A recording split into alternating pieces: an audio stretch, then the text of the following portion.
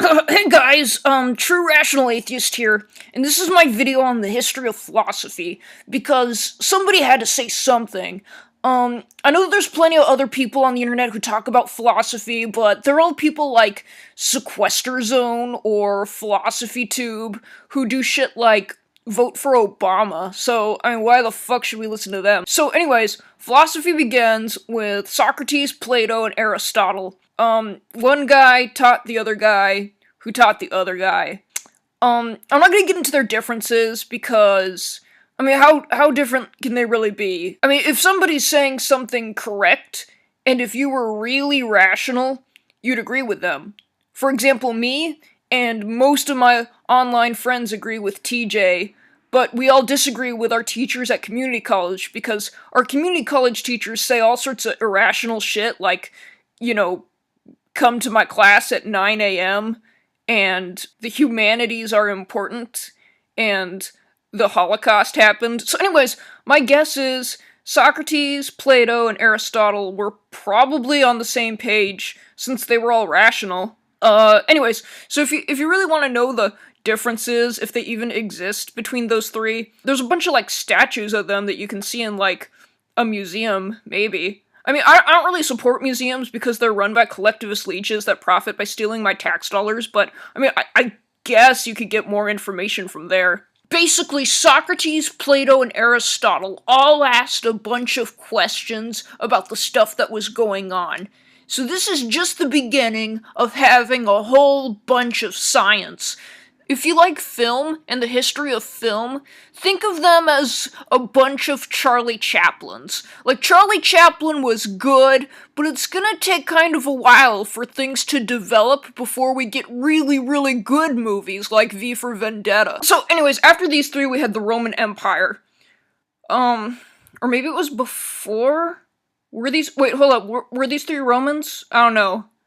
Fuck it, they wore togas, drank wine, and they lived in buildings that are falling apart nowadays, so if they weren't Romans, then they might as well have been. Oh, by the way, if you correct me, I'll make fun of you for majoring in something useless like history. The Roman Empire was great, until it got ruined by feminists! And then, after the Roman Empire fell apart, we hit the Dark Ages. The Dark Ages were from the year 400 until the year 1400. Nothing fucking happened in between those 2 points in time because everybody just mindlessly followed religion. Now, I know the PC police is gonna jump on me and say shit like, what about the Islamic Golden Age? Yeah, it didn't happen. There's a whole fucking Thunderfoot video on it. Do some goddamn research. So anyways, one day, Galileo and Isaac Newton were walking along, and then they said, this sucks, and then they decided to do science, like a whole bunch of science. Their science level was at, like, level 52, and the Pope's science level was at level 0 because he's a fraud and he never even played video games! So Galileo and Isaac Newton teamed up and completely owned the Pope because the Pope was a noob, didn't know how to play Call of Duty without sitting there and sniping people. Then the Renaissance came. We had all sorts of philosophers in this time, like Voltaire, John Locke, Calvin and Hobbes, all sorts of people come in, and they did Renaissance. Renaissance is basically the history version of feels versus reals, and reals won, all the time. But then, some philosophers in the 1800s decided feels were better than reals, which brings me to fucking Kant. Kant looked at all the people using reels, and he wrote a big book called I'm Not Listening Because This Hurts My Feelings. He teamed up with Karl Marx. Karl Marx was this guy who didn't feel like going to work on Monday, and he wrote a big book called I Am Lazy and the Government Should Take Care of Me.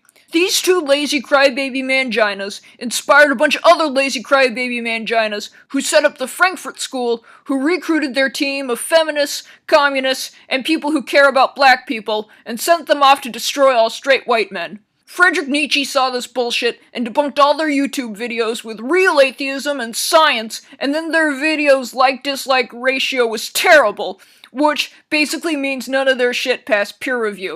Later on, Ayn Rand did the same thing.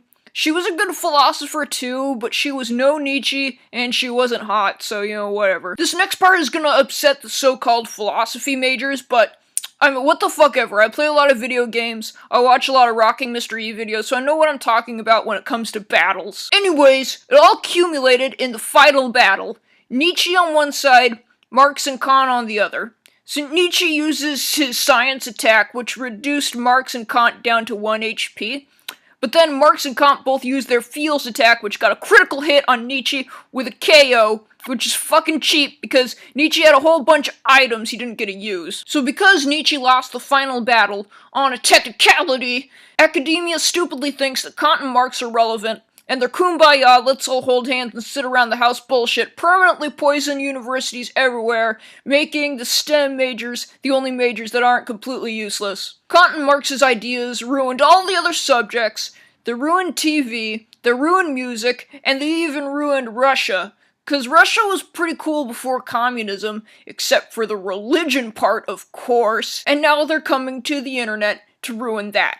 So that's the history of philosophy.